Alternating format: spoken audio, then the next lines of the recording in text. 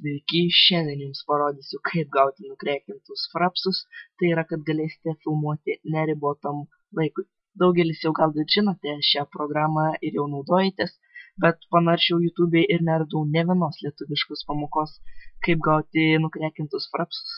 Tai maniau pats sukursiu ir manau kai kam pravers. Iš pradžių parsisiunčiame frapsus, linką paliksiu aprašyme.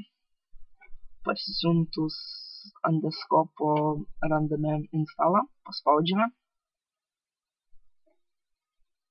Instaliacija trunka neilgai. Next install. Suinstaliuoja gan greitai. Instaliavo. Ir išmeta ant desktopo ikoną frapsų, paspaudžiam. Ir štai jau galite naudotis frapsais, filmuoti įvairius žaidimus ar ką kitą. Su kuo filmuoti rasite viduje. Na ir iki kito karto.